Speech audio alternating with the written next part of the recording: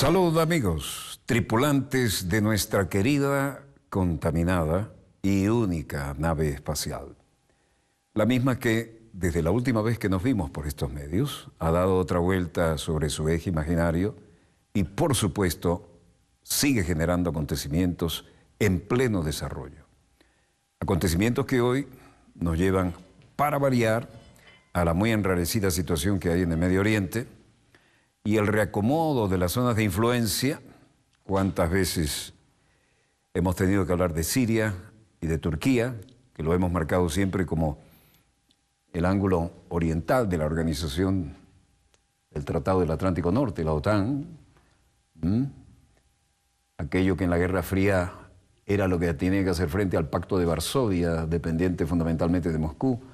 Pues ahora las áreas de influencia se mezclan y la pulseada con silenciador cae sobre el Medio Oriente.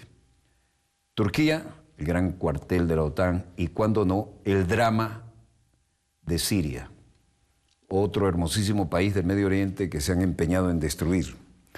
Definitivamente hay un plan maestro para cambiarle el mapa, y sobre todo el mapa geopolítico, al Medio Oriente. Y las potencias están ahí, no metiendo la mano, metiendo el brazo completo. La realidad cotidiana es la de siempre. Destrucción, guerra, pero nunca falta suministros y menos armamento.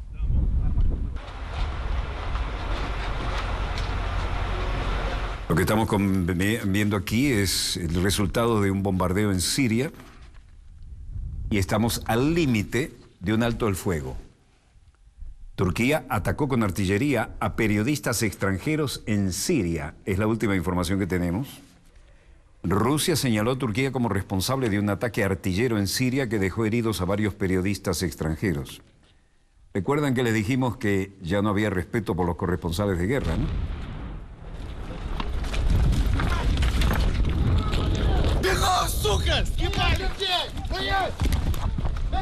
Varios periodistas extranjeros fueron atacados cuando se encontraban junto con militares del ejército ruso verificando el cumplimiento del cese del fuego. La inspección era realizada en la provincia de Latakia, en el norte de Siria, y de pronto sufrieron un ataque artillero proveniente del territorio de Turquía, según afirmó el portavoz del Ministerio de Defensa ruso, Igor Konashenkov. En el foco del fuego quedaron heridos algunos de los periodistas procedentes de Bulgaria, Canadá y China, según afirmó Konashenkov, quien destacó que las lesiones felizmente fueron leves.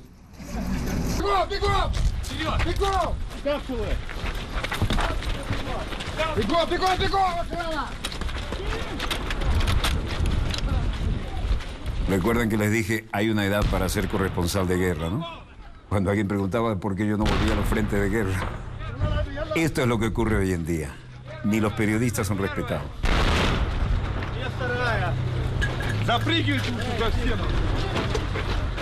En el punto de concentración de fuego quedaron heridos algunos de los periodistas procedentes de Bulgaria, Canadá y China, según afirmó Konashenkov, quien destacó que las lesiones felizmente fueron leves. Rusia denunció al menos 9 violaciones a la tregua en Siria. De acuerdo con la agencia rusa RIA Novosti, en total fueron 8 proyectiles de artillería los que cayeron a una distancia de entre 150 y 400 metros del lugar donde se encontraban los reporteros. Todo un mensaje disuasivo, ¿no? Si las noticias son malas, maten al mensajero. Mientras tanto, en Ginebra, el ministro de Relaciones Exteriores con más horas de vuelo en el mundo, Sergei Lavrov, se reunía con Ban Ki-moon. El canciller ruso dijo que es inaceptable el uso de las cuestiones de derechos humanos como pretexto para interferir en los asuntos internos de los estados y desestabilizar a muchos países y regiones enteras. Advirtió del grave peligro que conlleva esto. Y lo hizo justamente en Ginebra, en el ámbito de las Naciones Unidas. Ban Ki-moon llegó a Madrid después tras reunirse en Ginebra con el canciller ruso, ¿no?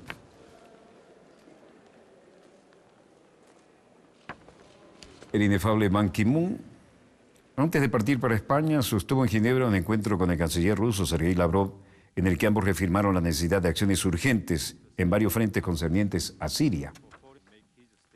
Sergei Lavrov, en su discurso que venía preparado y escrito, Однако недопустимо использовать вопросы прав человека в качестве предлога. es inaceptable el uso de las cuestiones de derechos humanos como pretexto para interferir en los asuntos internos de los estados, lo que conduce a la desestabilización en muchos países y regiones enteras, y vemos un grave peligro en los intentos de interpretar falsamente las obligaciones en el campo de los recursos humanos y sus derechos, y cambiar el formato de la labor de las Naciones Unidas y sus órganos bajo la consigna de una nueva lectura de lo que serían, para algunos, sus derechos humanos, y para imponer puntos de vista y valores que no son universales en detrimento del carácter intergubernamental de la organización y los principios de la igualdad soberana de los estados. Es evidente que las normas básicas de derechos humanos no se pueden garantizar en situaciones de conflictos armados y guerras civiles. Y por otro lado, el sufrimiento de los civiles en los países afectados por la violencia no debe ser utilizado para las campañas de propaganda y especulaciones destinadas a lograr objetivos geopolíticos. Por desgracia, observamos estos intentos en el contexto de la crisis de Siria, donde la dimensión humanitaria está descaradamente explotada por algunos al concebir ideas de cambio de los regímenes no deseados e incluso volver a retrasar las fronteras en violación a las resoluciones del Consejo de Seguridad de la ONU. La resolución de los problemas humanitarios, moviendo la restauración de los países destruidos por la guerra, solo es posible a través de asegurar un alto el fuego sostenible y comenzar un diálogo real, incluido la seriedad sobre el futuro del país, que debe ser determinado por los sirios y asimismo sin interferencia externa. Minister for Foreign Affairs of Algeria. Mientras tanto, Ban Ki-moon llegaba a Madrid a reunirse en Ginebra con el canciller ruso. Aquí todavía estamos en Ginebra. Antes de partir para España, Ban sostuvo en Ginebra un acuerdo con el canciller ruso Sergei Lavrov. Stefan de Mistura en Ginebra, también vinculado al tema de Siria, hizo una nueva declaración y sobre este particular dijo que la decisión final, hay que ver si sería el lunes 7 de marzo o un poco más tarde, que se tomará en los próximos días, dependiendo también de lo que está sucediendo en el terreno, porque no queremos que las discusiones en Ginebra puedan convertirse en una discusión acerca de las infracciones o no del cese del fuego.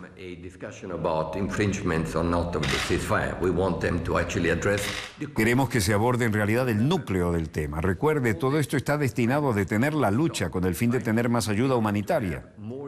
Pero la solución de todo lo que es una solución política. Esto están facilitando la solución política, pero son cruciales las decisiones que se están tomando. Así que estaremos en los próximos días analizando en qué medida el alto el fuego y el acceso de la ayuda humanitaria ha llegado para que no se conviertan en rehenes de las conversaciones y las conversaciones se conviertan en rehenes de este progreso. Agregó luego sobre Estados Unidos y Rusia. Los estadounidenses y los rusos tienen mapas claramente militares y no están involucrados en eso. No estamos involucrados en eso.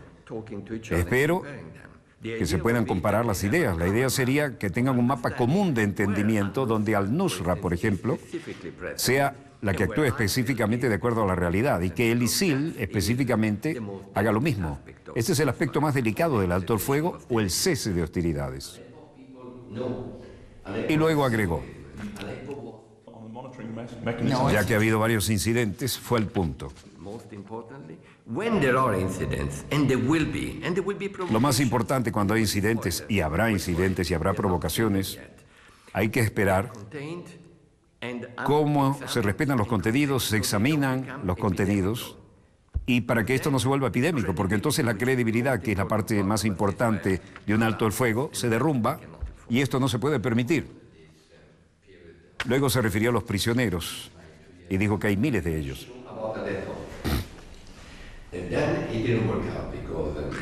The issue about prisoners, and there are thousands of them, and frankly, there are also hostages taken by the... La cuestión de los presos, y hay miles de ellos, francamente también hay rehenes tomados por la oposición, es en gran medida un tema de nuestra propia agenda, en términos que están en primer lugar.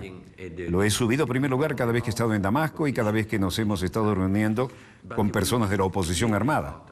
pero será claramente parte de las medidas de confianza necesarias para lograr que las conversaciones empiecen a ser creíbles y que vean que no estamos pidiendo demasiado.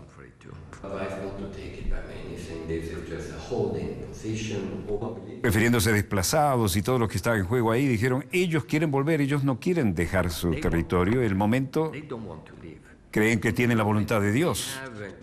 Un cese real de hostilidades y el acceso humanitario es lo esencial, y la aplicación de los 3 puntos: nuevo gobierno, constitución y elecciones. Puedo apostar que muchos de ellos no solo no van a salir, pero van a volver. Especialmente a continuación tenemos un plan Marshall, se refería al plan de reconstrucción de la Segunda Guerra, ¿no? Para la reconstrucción masiva de Siria, que es con mucho más barato de lo que realmente son los millones de refugiados que llegan a Europa o a otro lugar. Aquí estamos en Ginebra, Suiza, obviamente, y las conversaciones para Siria serán reanudadas 9 de marzo. El enviado especial de la ONU para Siria, Stefan de Mistura, a quien acabamos de ir declarando, anunció que las conversaciones para cese de paz se reanudarían el 9 de marzo por la tarde en la ciudad de Ginebra. Sergei Lavrov, canciller de la Federación de Rusia, decía: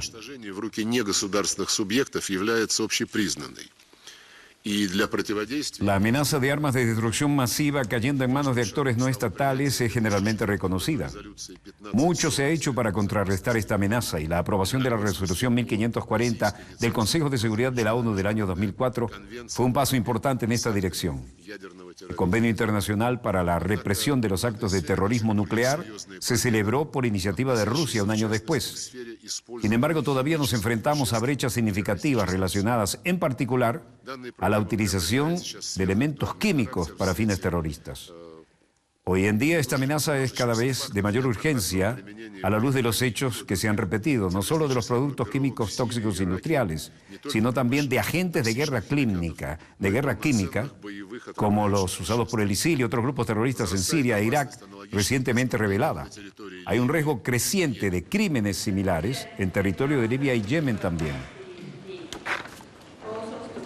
Luego se refirió a lo ocurrido en la ciudad de Mare en agosto, en septiembre de 2015.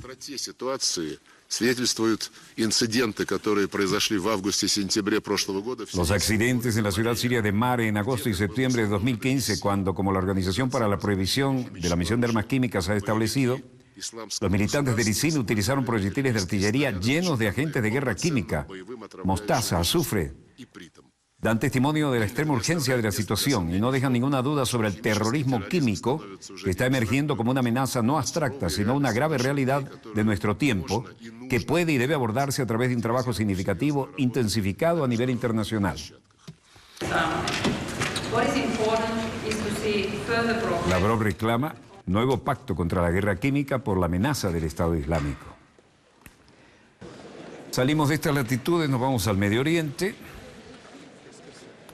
Y en Tel Aviv declaraba, así como Lavrov lo hacía en Ginebra, en Tel Aviv salía a declarar el ministro israelí de Defensa, Moshe Ya'alon,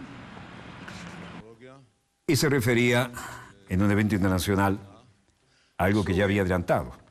Los sirios están utilizando armas químicas de grado militar y últimamente han estado utilizando materiales como cloro contra la población civil. Incluso en estos días, después del supuesto alto al fuego, siguen cayendo barriles de cloro en las zonas de la población civil. Israel insiste en que el gobierno sirio ha utilizado armas químicas durante la tregua. Y esto es Calandia, Ramallah, margen occidental del Jordán. Soldados y policías israelíes entraron en un ambiente de confrontación. Acá se estaba quemando un todoterreno militar israelí. Y aquí hubo un tiroteo bastante intenso pero breve. Soldados y policías israelíes mataron a tiros a un palestino en Jerusalén nuevamente. Las noticias parecen repetirse calcadas, ¿no? E hirieron a 10 más en el campo de refugiados de Calandilla, situado en Cisjordania, cerca de Jerusalén, informaron este martes fuentes médicas palestinas.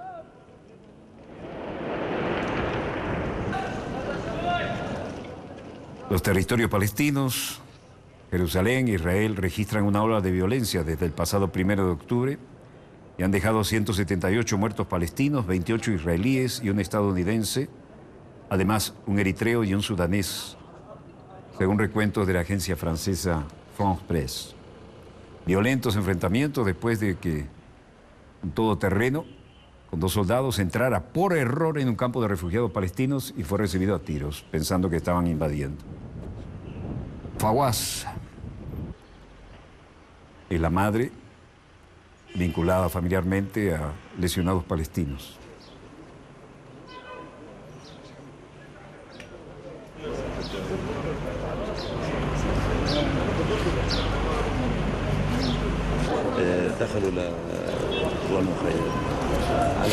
A este hombre, le contaba la madre de uno, se entraron en el campo palestino y me dijeron que no lograron volver con su vehículo. Eran unos soldados jóvenes, tal vez inexpertos, entraron por error en el campo palestino, fueron rodeados y abandonaron el vehículo y corrieron hacia el lado este del campo, hacia el cementerio. Los soldados israelíes llegaron y rescataron, pero nosotros tuvimos una baja, perdimos un mártir, dice el vocero palestino.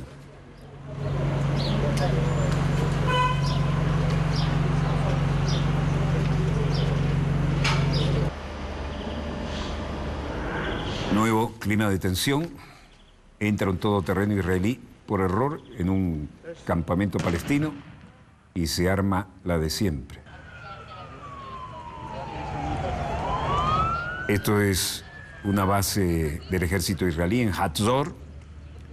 Están haciendo simulacros bastante realistas en maniobras combinadas con las tropas de Estados Unidos y las de Israel.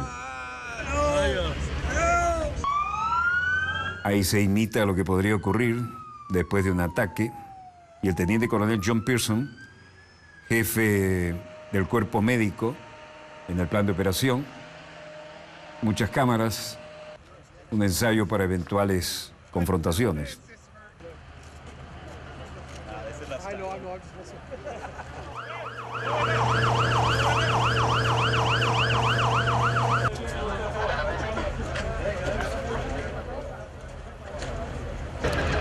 John Pearson es el jefe del equipo médico que están haciendo estos simulacros junto con su contraparte israelí.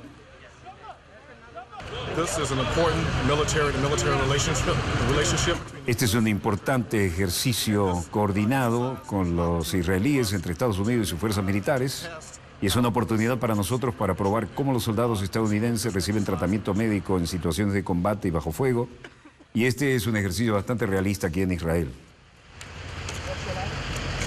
En suma, una vez más, Estados Unidos y militares israelíes realizan un ejercicio combinado. Mientras tanto, en los suburbios de Bagdad, ahora en Irak, lo de siempre.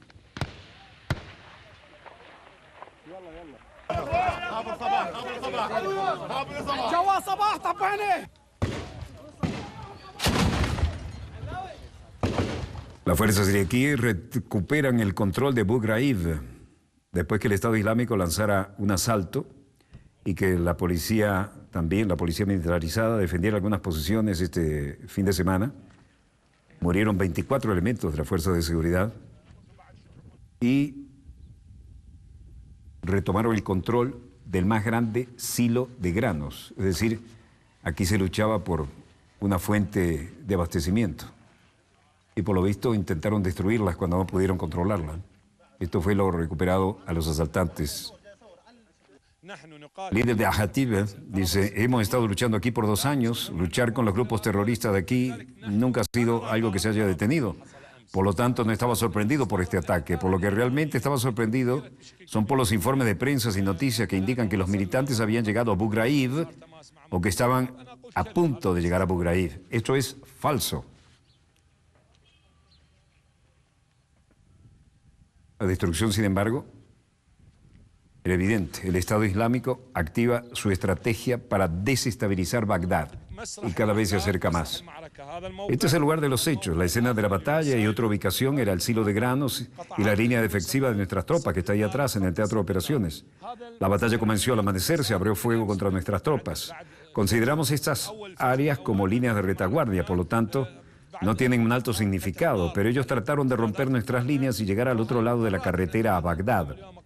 Pero sus hermanos se mantuvieron firmes y lograron repelerlos. Varios de la fuerza de ataque murieron, otros están heridos, mientras otros lograron huir.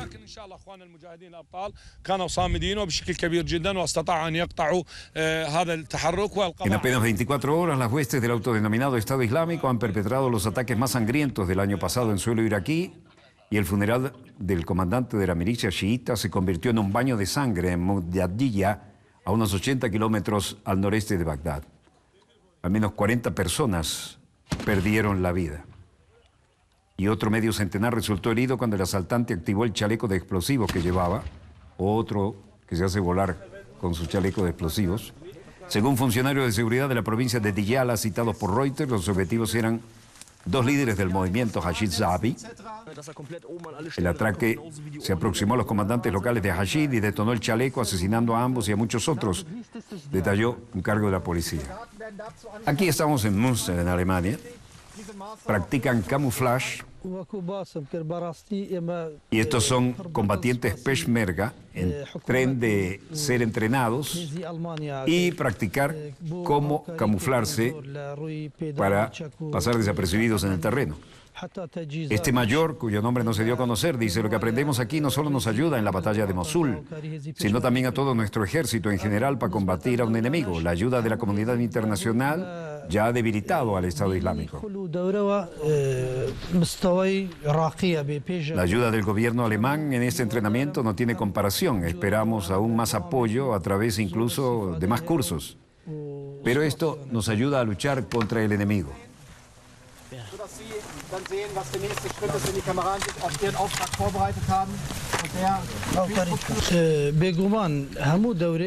Hacer una buena patrulla de reconocimiento ahorra derramamientos de sangre. Sé mucho sobre el enemigo, puedo actuar en consecuencia y tengo menos pérdidas.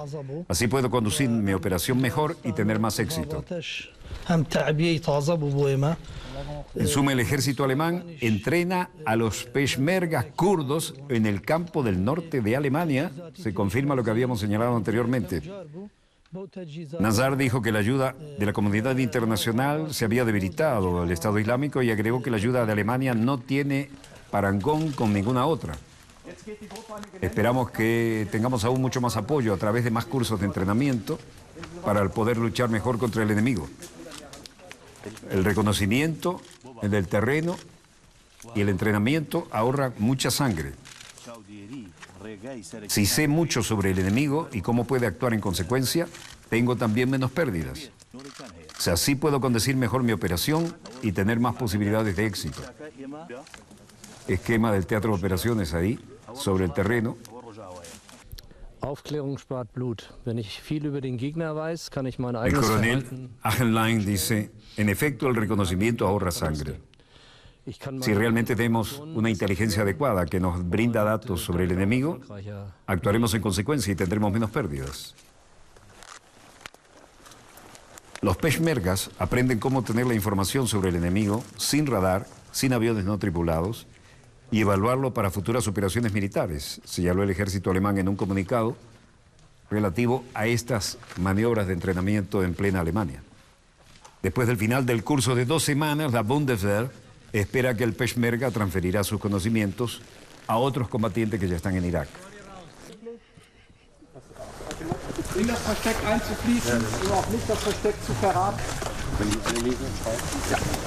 Alemania se ha involucrado en el tema de Irak y sobre todo apoya a los kurdos, que cuando Saddam Hussein estaban tranquilitos trabajando y produciendo en el norte de Irak, y ahora los tenemos aquí, en este plan. A partir del 2014, los oficiales peshmergas también habían sido entrenados en Alemania, sobre todo en la ciudad bávara de Hammelburg y en la campiña alemana, muy diferente, les aseguro, al norte de Irak, nada que ver, pero entrenamiento es entrenamiento. Esto que están viendo ni remotamente se parece al norte de Irak, donde estuvimos durante la guerra. Pero sí se parece mucho a las maniobras de la OTAN en plena Guerra Fría, en la que estuvimos con el ejército y la Fuerza Aérea Alemana.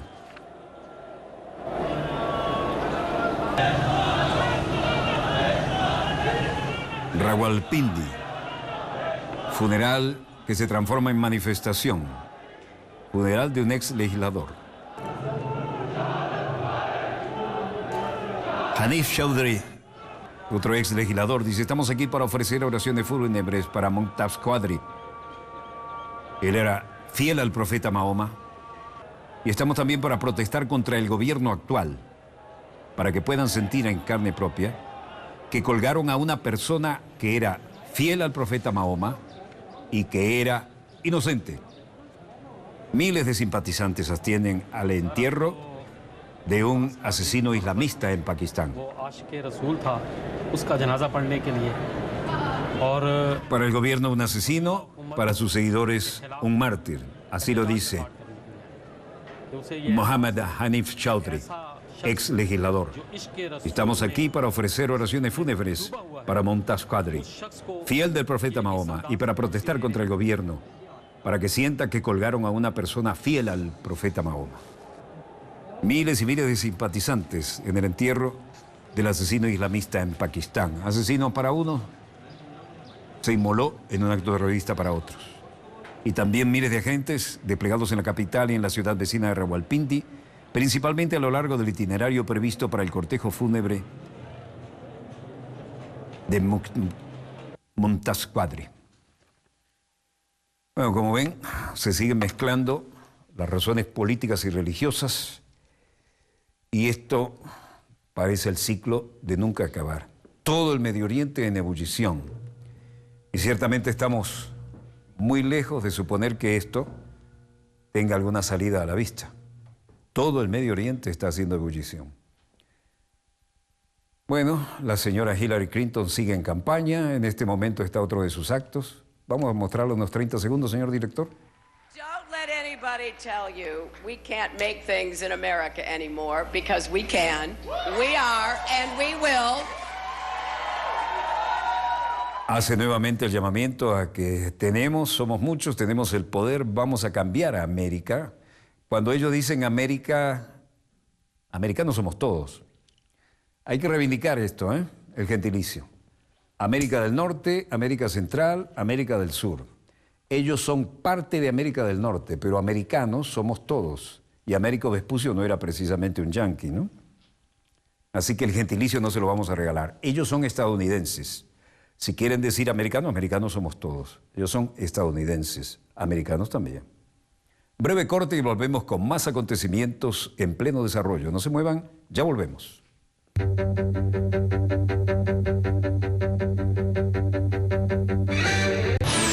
Volvemos con más acontecimientos en pleno desarrollo. Y en el lejano oriente hay una enorme cumbre que está en preparación, que tiene como epicentro la capital de Indonesia, Yakarta, donde van a converger no menos de 57 naciones del mundo islámico. De manera que en Yakarta, en toda la nación, el enorme archipiélago en el Pacífico, coincidirán aquí en Yakarta, y se esperan resoluciones importantísimas porque van a estar los principales líderes, pero además la tendencia generalizada y homogeneizada es que son líderes políticos, pero del mundo islámico. Medidas de seguridad, preparativos en extremos, ensayos van, ensayos vienen.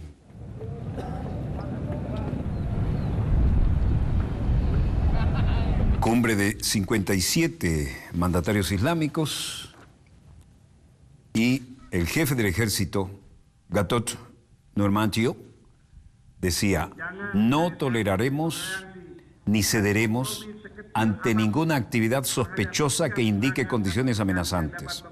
Sean conscientes de cada paso y anticipen cualquier infiltración que podría dar lugar a un acto terrorista.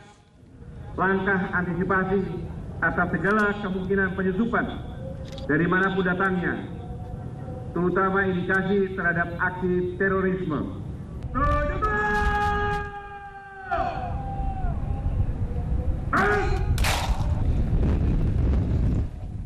Alrededor de 1000 militares y policías indonesios se reunieron en el Monumento Nacional de la capital para un ejercicio de seguridad delante de la 5ª Organización de Cooperación Islámica, Cumbre extraordinaria a la que asistirán los líderes de 57 países islámicos.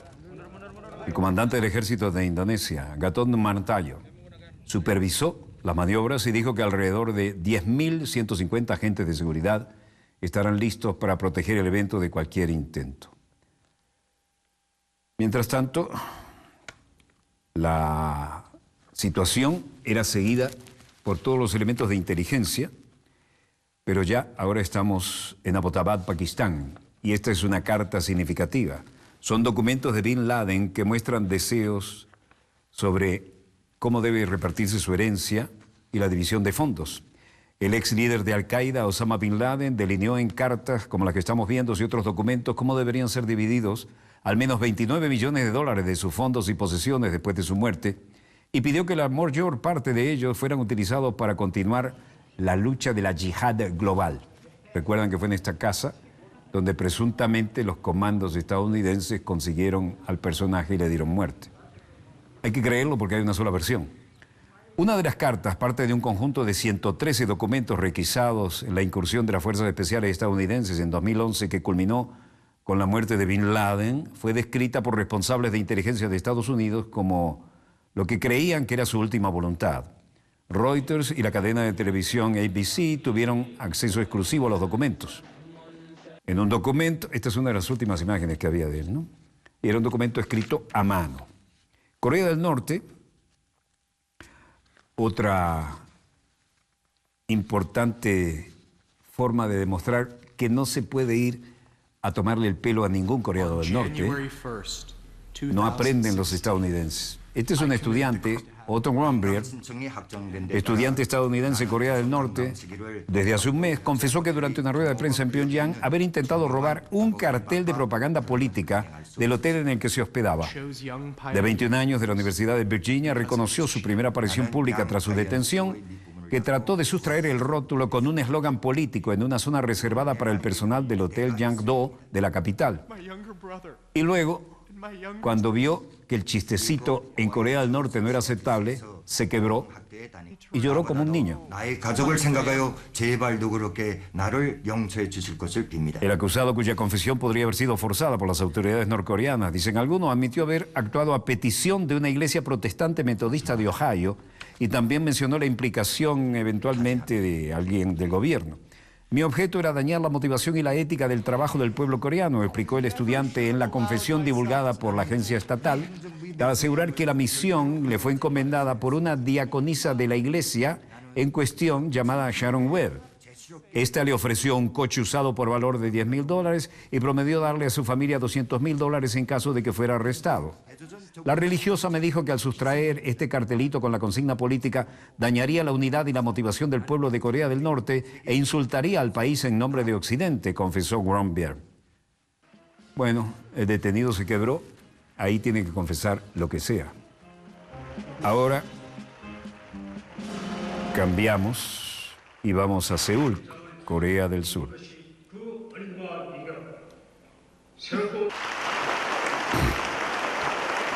El presidente surcoreano Park Geun-hye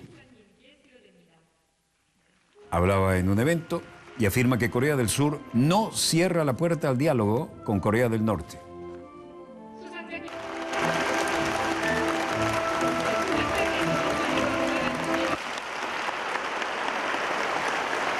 En medio de los frecuentes recalentamientos por roces y encontronazos en la frontera, Park Geun-hye dijo: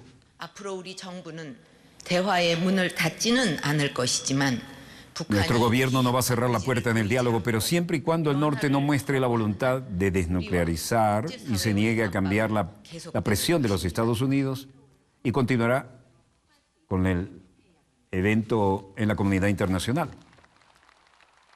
Luego cambió de tema y dijo: el gobierno japonés no debe olvidarse del error en su historia y debe poner en práctica fielmente el espíritu y el propósito del acuerdo, así como poner esfuerzos para que sean recordadas las lecciones para las futuras generaciones.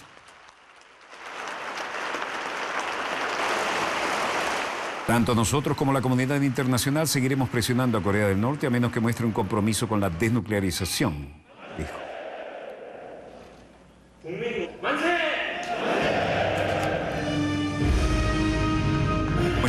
Estamos llevando a cabo este evento con el fin de permitir que la gente de nuestro país herede la paz, se mantenga la independencia, así como la de nuestros antepasados.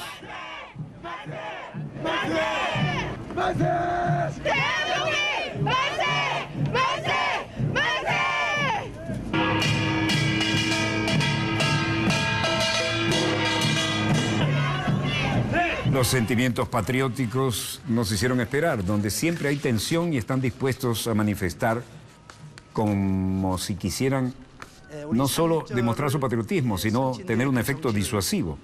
계승받기 위하여 잊어버리지 않게 하기 위해서 우리가 오늘 이런 큰 행사를 했었습니다마는 어린 학생 Estamos llevando a cabo este gran evento con el fin de permitir a la gente de nuestro país que mantenga vivo el espíritu del movimiento de independencia, tanto como nuestros antepasados.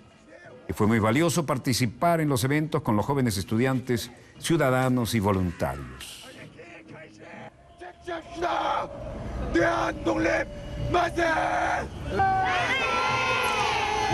No hay que olvidar que después de la sangrienta guerra de Corea, en la que los aliados occidentales que ganaron la Segunda Guerra Mundial salieron con las tablas en la cabeza, solamente hubo un armisticio en el paralelo 38 y fueron las retiradas más vergonzosas de los generales de 4 estrellas que habían ganado la Segunda Guerra. Y hasta ahí sigue. No hay un acuerdo ni un tratado de paz, simplemente un armisticio. Ginebra. 다른 어느 기구도 아닌 Canciller Ri Su-yong de Corea del Norte. Es lamentable que el Consejo de Derechos Humanos, cuya misión única, a diferencia de otros órganos de la ONU, es promover y proteger los derechos humanos, se haya convertido en un mecanismo completo de politización.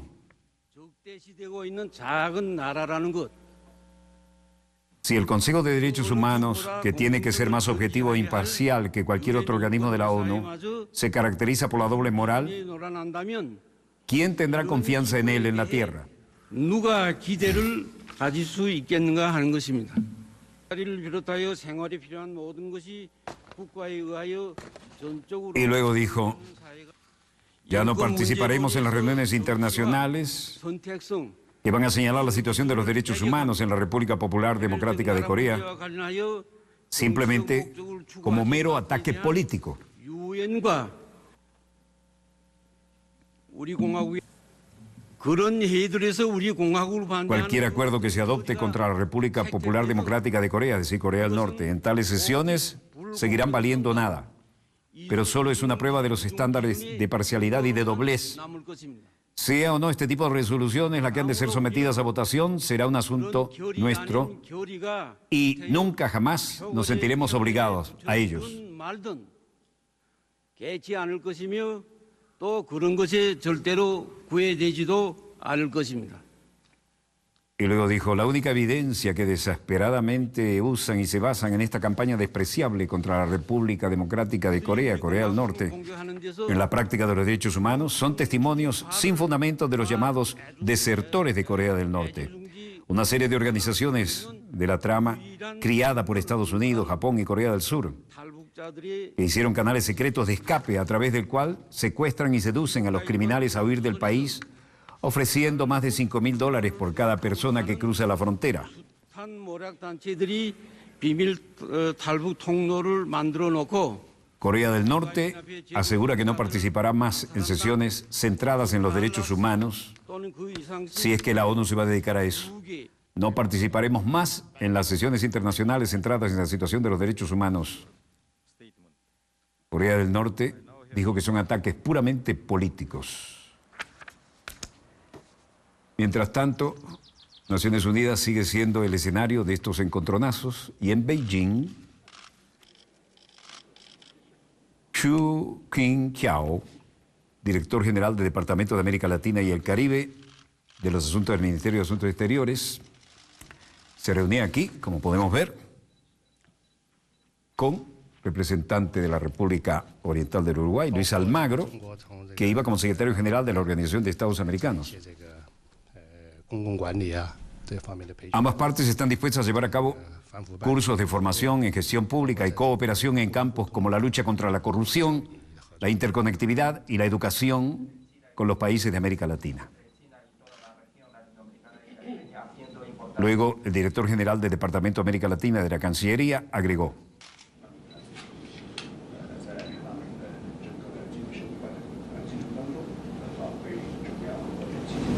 en la actualidad, la cooperación de China con los países de América Latina se ha ido expandiendo continuamente con foros clave en construcción y cooperación global, poniendo en marcha oficialmente lo que el presidente Xi propuso, una serie de diseños de nivel superior y varias iniciativas de cooperación durante sus 2 visitas a América Latina, con el fin de mejorar la cooperación entre China y América Latina.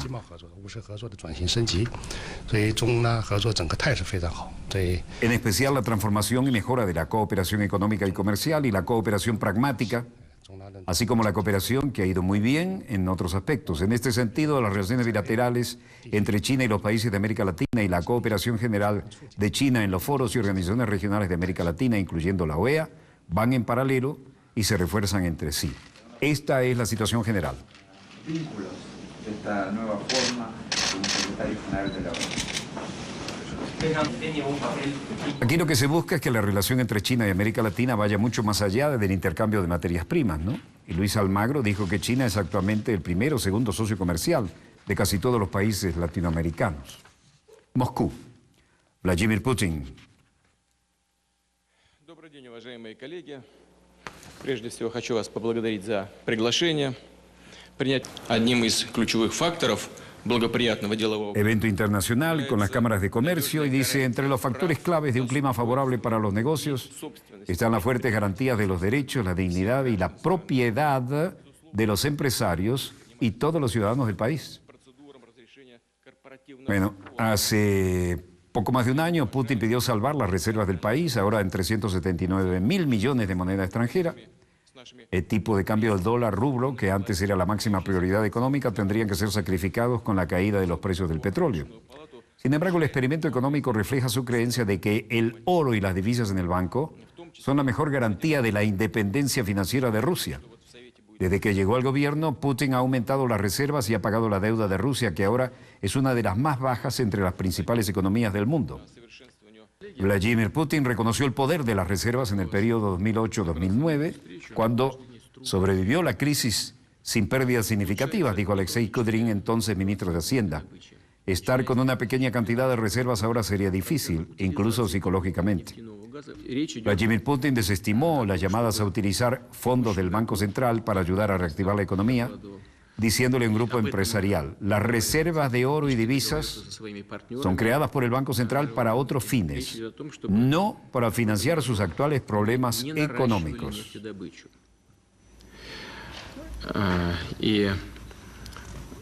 Lo que hemos estado hablando con el ministro Alexander Novak y lo que me informó a mí, hemos casi acordado con todos los socios del mercado internacional. Estamos hablando de no aumentar la producción de petróleo este año.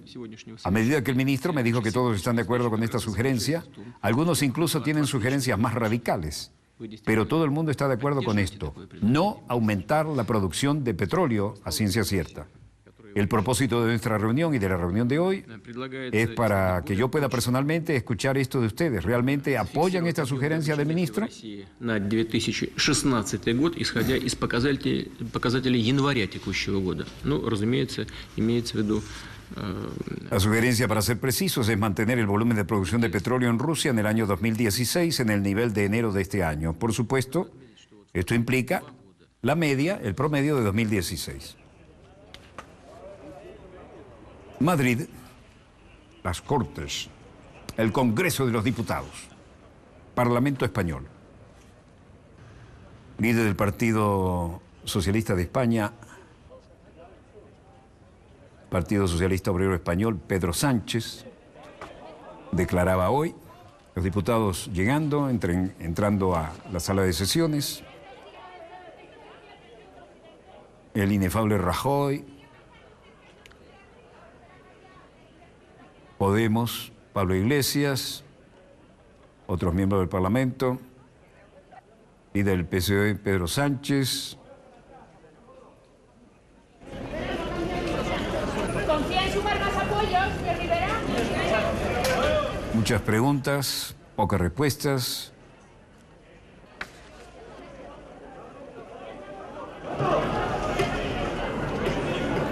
Sopla un viento de cambio, un viento fresco.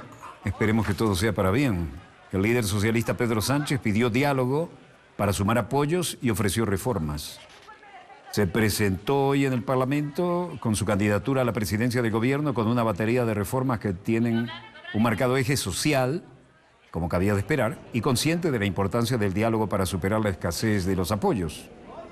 Sánchez parte del acuerdo que la semana pasada suscribió con Ciudadanos con 200 medidas reformistas que desmontan gran parte del andamiaje levantado en los últimos 4 años por el PP, pero los 130 votos que suman ambos partidos son insuficientes para gobernar. Y esta es la gran interrogante en el Parlamento español. Ahí llega el inefable. Tanto el PP como Podemos rechazan apoyar la investidura de Sánchez, que tiene difícil elegir tanto mañana como en segunda votación el viernes próximo.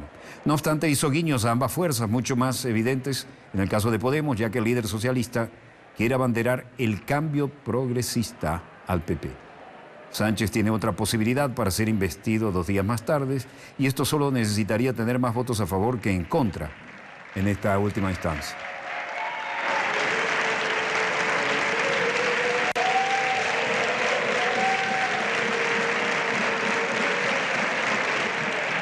Soplan nuevos vientos, como dijimos, y los aplausos los van a entender.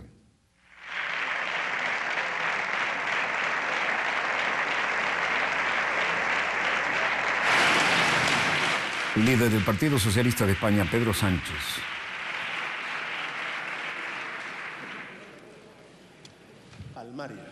Palmaria. Que la voluntad mayoritaria, que todos los votantes de izquierdas de este país lo sepan. No hay mayoría suficiente en este Parlamento para sumar un gobierno de izquierdas. No suma, lo siento, pero no suma. La izquierda no ha conseguido en estas elecciones el número de diputados y diputadas suficiente para conformar un gobierno de un único color político.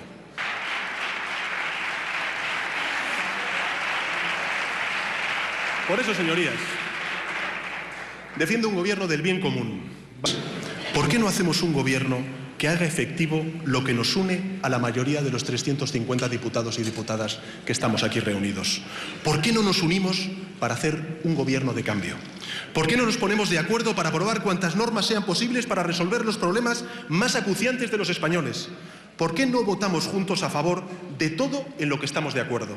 ¿Dónde está el problema, señorías? La lucha contra el terrorismo. Y esperamos, señorías, tenemos dos alternativas. Dos alternativas, señorías. O no hacer nada y dejar que el señor Rajoy siga presidiendo el gobierno en funciones, o apostar por un cambio nacido del diálogo y del acuerdo. Solo hay dos opciones. A esta Cámara le toca decidir qué postura tomar. ¿Nos quedamos parados o nos ponemos en marcha?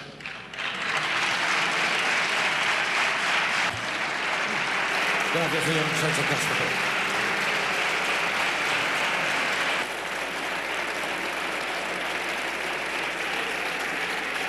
Bien, señorías, se suspende la sesión hasta las 9 horas. Y así las cosas, hay novedades en las latitudes cercanas, ¿no? Y ya sabemos lo que ha pasado a ser noticia. La parapolítica y la familia de Álvaro Uribe, el clan Uribe Vélez. Uribe Vélez fue presidente de Colombia, antes había sido gobernador de Antioquia, en el noreste, y en la actualidad senador del Partido Centro Democrático AD. Los analistas colombianos coinciden en que para acceder a esos cargos y mantenerse en los altos niveles de la política, desvió recursos para financiar a grupos paramilitares, y este es su hermano ahora en graves problemas, y recibir a cambio favores que aseguren su permanencia en el poder y el control de las instituciones. Su hermano, Santiago Uribe Vélez, de 58 años, es investigado por delitos de concierto para delinquir, homicidio agravado y por sus supuestos nexos con los grupos paramilitares, en particular el denominado Los 12 Apóstoles. Fue detenido el martes y solo un caso más que vincula a familiares, amigos cercanos y funcionarios que ejercieron altos cargos durante su periodo de gobierno y que forman parte de la parapolítica impulsada por las instituciones del Estado colombiano, advierten los expertos. Las claves del clan Uribe Vélez. Durante los 3 primeros años del gobierno de Uribe Vélez, 2002-2005, más de 1 millón de campesinos fueron desplazados por los llamados escuadrones de la muerte, bajo la excusa de que eran partidarios potenciales de las Fuerzas Armadas Revolucionarias de Colombia, Ejército del Pueblo, FARC-EP y otros movimientos sociales. Santiago Uribe Vélez y sus vínculos con el paramilitarismo. Entre sus allegados vinculados con el paramilitarismo están su primo Mario Uribe, ex senador, ex presidente del Congreso 2001-2002, quien utilizó las extorsiones de los Autodefensas Unidas de Colombia para conseguir beneficios políticos y monetarios. Gracias a las gestiones de Uribe Vélez, solo cumplió a pena de 90 meses. También Nancy Patricia Gutiérrez, expresidenta del Congreso, fue uno de los 60 congresistas de la coalición del gobierno uribista que fueron procesados. Mauricio Santoyo Velasco, quien fue jefe de seguridad del propio, fue acusado en Estados Unidos de asociación ilícita con narcotraficantes y recibir sobornos a cambio de ayudar a las organizaciones de la droga. Se declaró culpable en 2012 de conspirar para proveer apoyo material y recursos a las AUC y otros jefes de seguridad. Cosa que a mí me sorprendió mucho.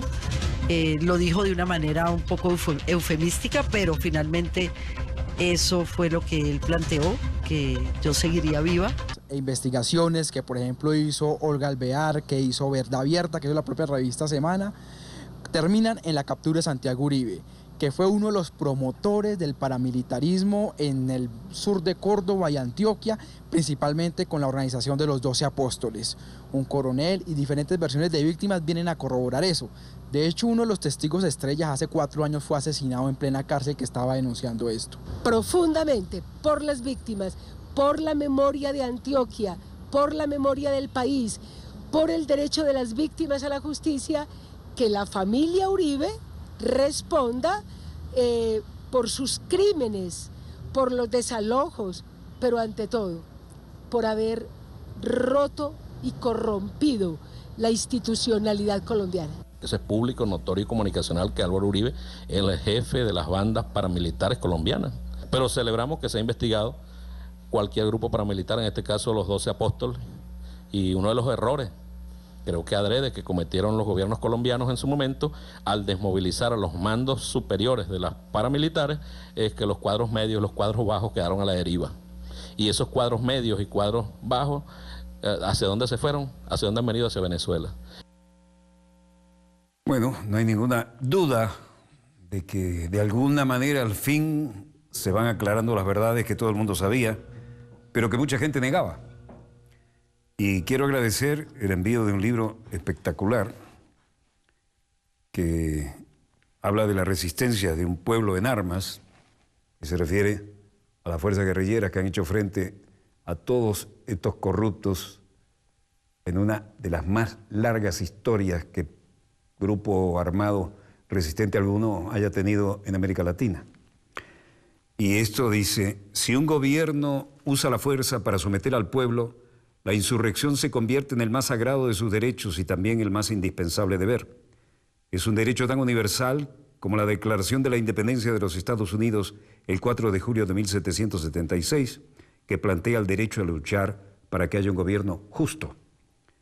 La presente obra reúne un fragmento de historia de las Fuerzas Armadas Revolucionarias de Colombia, Ejército del Pueblo, FARC-EP, como aporte el esclarecimiento de la verdad sobre la guerra, premisa indispensable para construir la paz cierta en un país donde se proscriba también matar al que piense distinto. Y tiene una tocante dedicatoria que voy a compartir con ustedes. Dice: La Habana, enero 3, 2016. Para nuestro Walter de América, quien nos hace navegar cada día en las profundidades del acontecer internacional, logrando a la vez una mezcla de sencillez y claridad que no deja espacio a ninguna confusión. Delegación de Paz de la FARC, Ejército del Pueblo, Iván Márquez, Ricardo Telles.